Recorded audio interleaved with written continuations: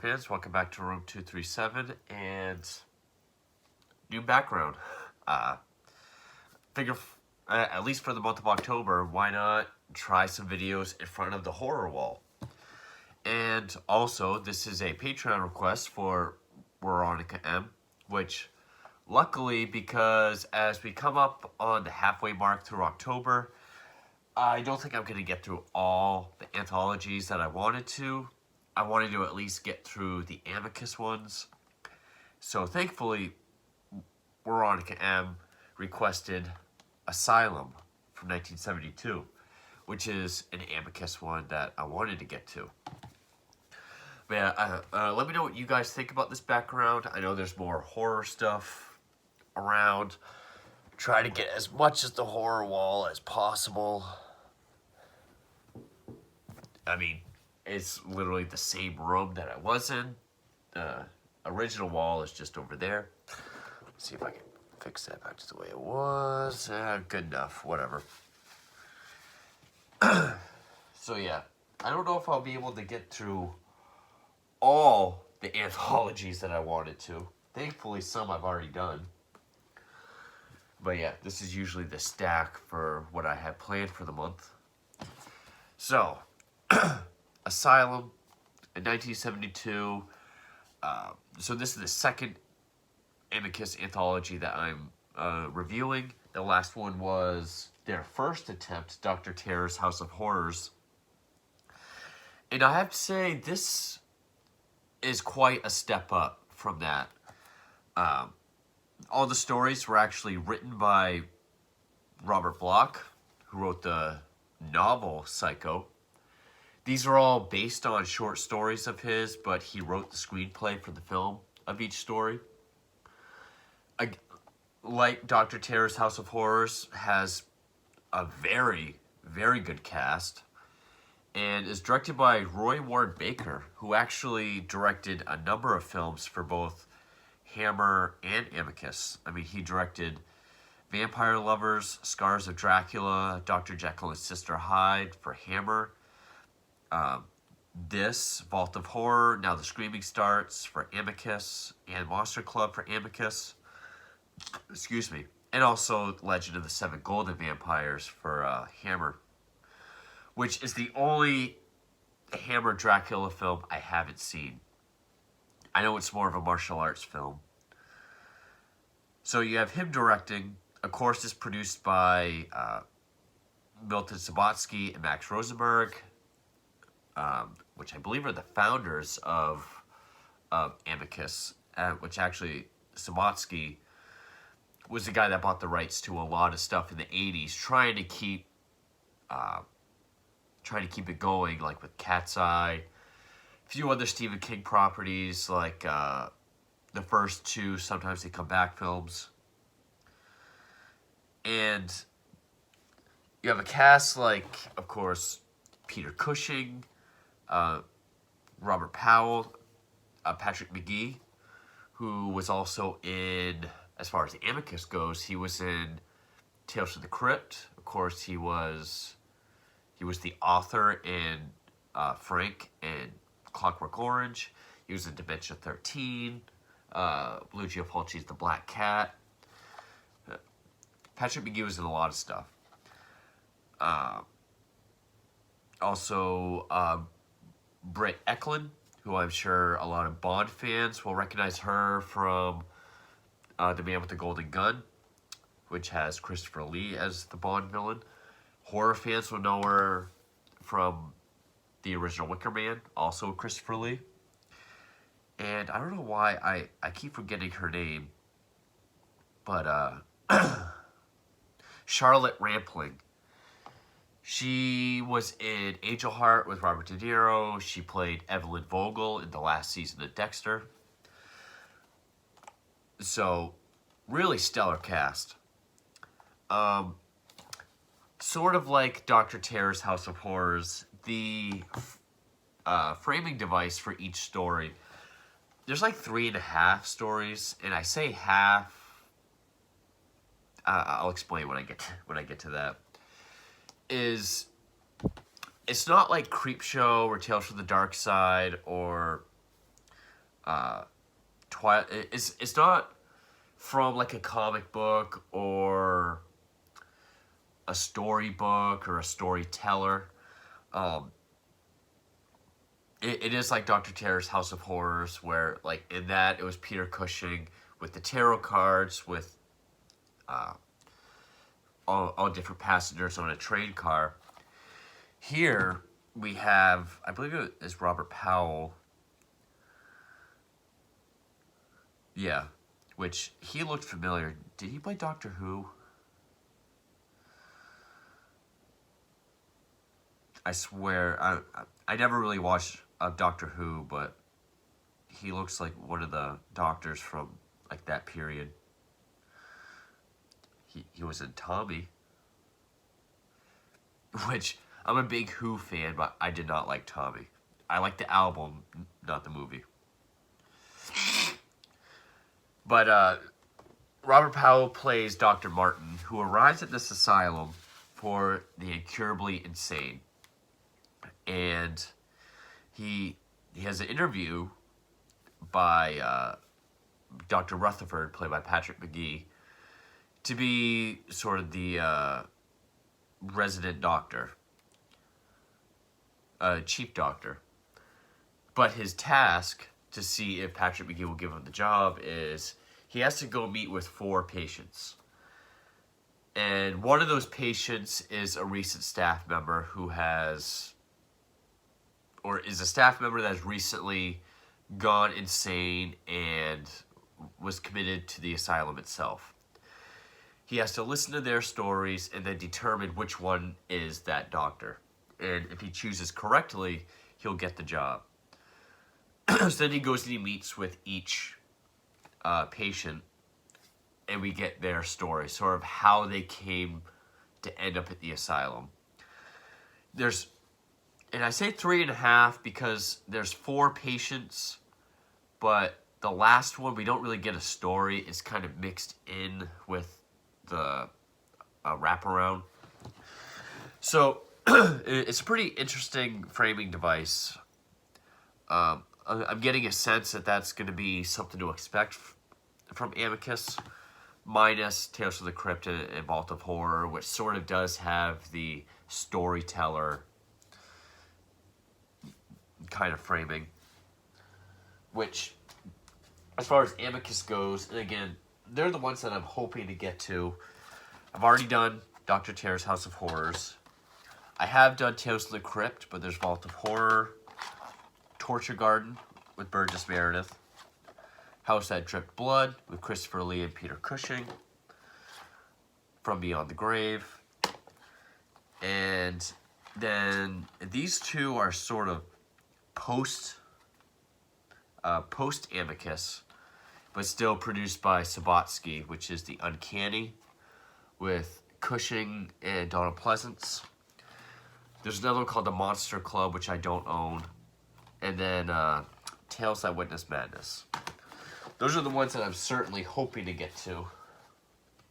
Don't know why that was important to say just now, but I'm going to guess they all have interesting, almost borderline stories as far as framing devices.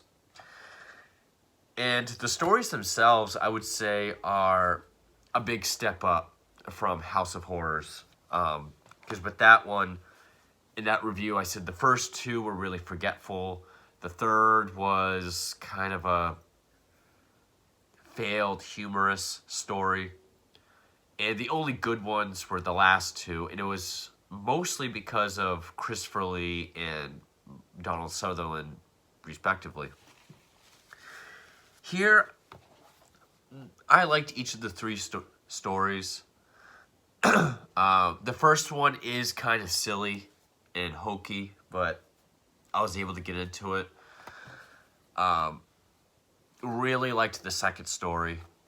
And the third, I could kind of tell where it was going, but the performances really helped it.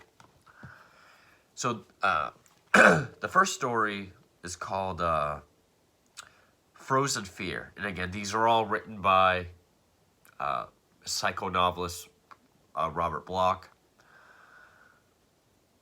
And this which actually, even the framing story is based on a short story by Block, which I guess first appeared in Hitchcock's mystery magazine, and then it was in the Alfred Hitchcock Hour. But the first one is Frozen Fear. He meets with a woman named Bonnie, who tells the story from behind. She's facing away from him. Who plans to have this woman named Ruth murdered, who's the wife of the man that she's having an affair with, or whom he's having an affair with. So she wants the husband to kill his wife, who is very wealthy, and then they can have their life together. But Ruth is very possessive of him and studies voodoo. So he kills her down in the cellar with an axe. And which also, I will say, the score or the music was done by Douglas Gamley. But most of the music is public domain. Like the opening and closing credits, people will find very familiar, and that's because it's called Night on Bald Mountain, which I know at least was in Natural Born Killers. I can't place the scene, but I know I've heard it in there. So, side note. So he kills her with an axe, hacks her up, wraps each body part, head, torso, each limb, in bag and twine, stuffs her in the freezer. He then, I think, he's getting everything ready to meet up with Bonnie, and he goes to the freezer, and we even get, it's even on the cover, which I know this is part of the Amicus collection. He's strangled by the disembodied hand, which, disembodied hand, Dr. Terror's House of Horrors. And then Bonnie shows up. She goes down to the cellar, finds Walter in the freezer, and I will say the scene where she goes to go up the basement stairs and sees the wrapped head on top of the stairs, just the way the music and the light is hitting it, it actually is kind of eerie looking. It is pretty creepy. I like how they got the bag like breathing, and then like the limbs come out after her, and like I've said for House of Horrors, it does look kind of cheesy, but at least it's practical. I give it credit there. It is kind of funny that when the torso comes out, because you even see it has breasts, because it's a woman's torso. That's when the music gets like the big, like, I guess like bass drum, like bom bom bom bom. I don't know if that was intentional. But, so all these body parts are coming after her, and eventually one arm grabs a hold of her neck. She grabs the axe. She starts hitting it, which it does look kind of silly with the shots of, you get like the shots of the axe up here, then coming down, and she does keep missing all the limbs. But then she's hitting like towards her face with the hatchet, I guess, not axe, hatchet. So then we cut. Whoa. Okay. So then we cut to Dr. Powell, and that's when she turns around and she has all the cuts on her face, which I say those effects look decent. And one thing that each patient has, whenever they tell their story, they always end up laughing, because that's how every movie portrays crazy people, just laughing hysterically. And of course she twirls her hair, chews on it, and laughs. It was an okay story. It felt like with House of Horrors, it felt like an attempt at like a Tales from the Crypt. Or it feels like someone else trying something you would see in Tales from the Crypt. The second story, however, he goes in the... So, Dr. Martin goes into the next room. He meets a man named Bruno, which Bruno is... looks like he's sewing, even though there's nothing there. He's just doing the motions. This one is called the Weird Tailor. And I'm not sure what accent this is. I'm guessing German.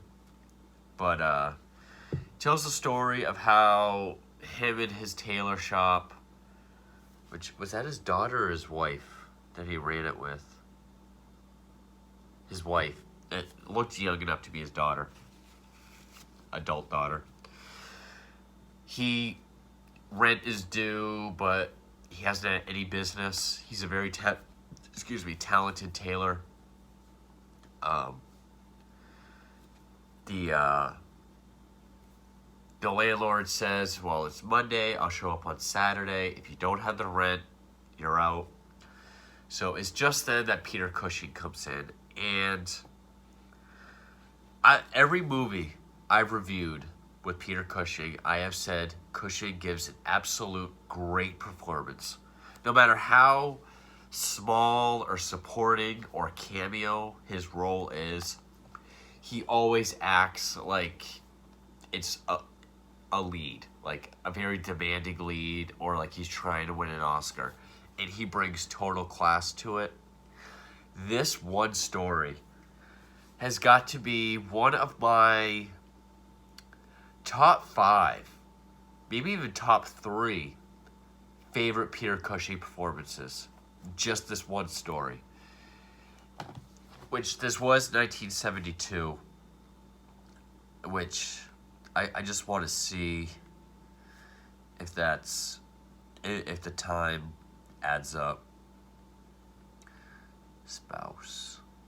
Now, his wife died the year before, 1971. And of course his wife, is it Violet? Violet Helen Beck was his absolute rock and muse. They were married for 22 years. And all that time, she was just, his complete, she completed him. And when she died, he went into a very deep depression. And he just kept acting to keep himself busy. And I think this was one of the first roles he had after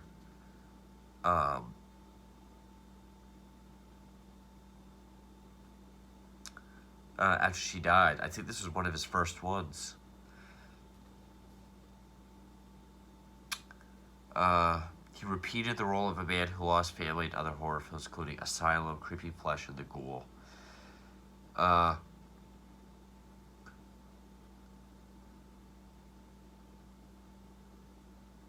Yep. So it was around this time. You can really see him channeling that pain in this role. That's what I was thinking of the whole time I was watching it. I gotta try to shorten this up. I'm taking too much time. Cushing shows up with this very luminescent fabric. It's glowing. And he tells Bruno, with all these instructions, what kind of suit he wants. He must follow the instructions to the letter, only make it after midnight, and he'll be given, I think, 200 pounds, which is just what he needs. So Bruno makes it, completes it perfectly. He goes to Cushing's place to give him the suit, and because he says it's for his son. And that's when Cushing tells him that he has no money at all. He spent it all on this one book that's worth a fortune, or at least to him. Bruno is distraught that he won't be paid, and he stumbles in this one room where there's a coffin with a body in it. It happens to be Cushing's dead son. And the book he has is sort of a Necronomicon type book about how to make a suit that has powers to reanimate the dead. That's what Cushing was going to use it for. And I mean, just the visual pain that Cushing puts across in this role, just, I mean, it's powerful to watch. When he pulls that gun on Bruno, and you know, just his eyes water up and the tears start to flow. It's a powerful performance. I mean, again, I'd put it in the top 3 of Cushing's entire career that I've seen. It is absolutely, I mean, it is gripping and powerful to watch. There's a scuffle. Cushing gets shot by accident.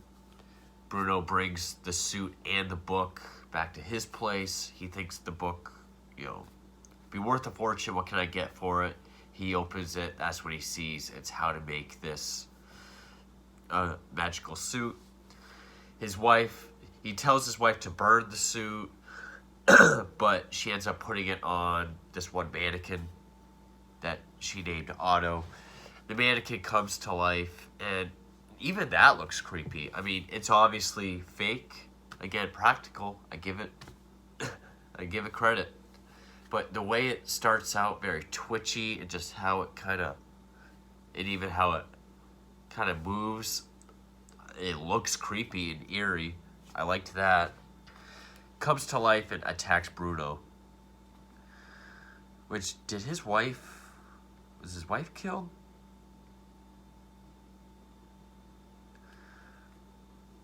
Yeah, I don't remember. Barry Morse plays Bruno. Anne Burbank plays his wife. And I guess this was previously adapted into an episode of Boris Karloff's Thriller, which was a short-lived anthology series. Definitely my favorite story of the entire film. The third one is very simple. That's the one that stars Charlotte Rampling as Barbara. She's the patient. He goes to meet her. She talks about how she has a history with medicine, and it's not her fault why she's there. It's all Lucy's fault. So then we get her story, which is she had been committed to an asylum before. She was released. Her brother, George, took her out. And she is to stay with him and sort of his house nurse under close monitoring. And she feels very claustrophobic and frustrated. But then her friend Lucy comes in, and the story is called Lucy Comes to Stay. She's played by Britt Eklund. And Britt Eklund as Lucy is pretty much the free-spirited, let's just break free kind of side to her. We get the idea that Barbara is taking pills that will keep her normal, but Lucy keeps telling her not to take them. And so she plans this escape of, she puts something in George's drink to put him to sleep, cuts the phone line. It's like, okay, let's just run away, be free. No more, being closely watched, having your health, sleep, meds, life under close watch. And you can kind of tell where it's going. I'm going to say spoilers here because this one really is more twisty. And even the film itself has a big twist to it. I'm going to say spoilers, but if you like horror anthologies, definitely check this out. I think it's even on YouTube for free. But if you're a Peter Cushing fan also, and you haven't seen this, you owe it to yourself to check this out because his performance in this one story that he's in phenomenal performance, excellent performance, very powerful to watch. Definitely a step up from Dr. Terror's House of Horrors. So I would highly recommend it. You can tell where this story's going. About halfway through, I picked up on what was going to happen. Lucy is pretty much, it's all in her head. It's the side of her that she wants to be, and it manifests itself in another person. She didn't just spike her brother's drink to put him to sleep or cut the phone line. She stabbed her brother to death with scissors. There's an altercation between her and Lucy about the pills. She throws the pills at her, runs down the stairs, and then she's gone. She thinks she ran away. She runs into the nurse outside. That's when she sees that her brother's been stabbed. She runs upstairs. The nurse follows. She stabs the nurse. And then we see Lucy is back with her. And that's when we get the idea it's all in her head. She sits down in front of her vanity mirror and starts laughing hysterically. Then the fourth patient is a guy named Dr. Byron. And again, this is all part of the wraparound. It's not really a story. But, oh, and again, they're looking for Dr. B. Star. So it's called Mannequins of Horror. And Dr. Byron, who is the patient, not the one he's looking for, he has made these little automatons. Automatons. I keep saying it wrong. Automatons. There. Which, picture like a Lego person, the shape of a Lego person, but like this big and silver. But with a well-sculpted, colored head and likeness of a person. He talks to Dr. Martin about how, Christians believe that God made man from the dust of the earth and breathed the breath of life into it, thus came man. He believes if he makes these little figures, he can somehow get his subconscious into them and they can go out and carry things out for him. So that is basically just a conversation. So then Dr. Martin goes back to Patrick McGee and he says how he doesn't think there really is a Dr. Star. The whole asylum is a farce. Instead of trying to help these people, they're just locked into isolation. While Patrick McGee suggests a lobotomy on Dr. Byron. While they're having that conversation, Byron is like staring intensely at this little figure he made of himself. Then he sets it down on the floor. It starts walking. And we see it walks down the hallway. And it keeps cutting back to him laying asleep as if he's controlling it with his subconscious. And I do like the scene how when it gets to the dumbwaiter, because it gets to the dumbwaiter and then it just cuts to it like already up top, like it was able to climb the wall or the threshold or whatever. It probably would have looked silly, so I see why they cut it out, but gets to the dumbwaiter, goes down to Patrick McGee's office, comes up behind him with the scalpel, kills him. And so that's when Dr. Martin meets up with this one orderly that's sort of been giving him the tour and introducing him to all the patients. And he comes across this one room where there's a dead body. And he's like, well, who's this? And the doctor tells him, well, there was no there was no way to dispose of him. His name was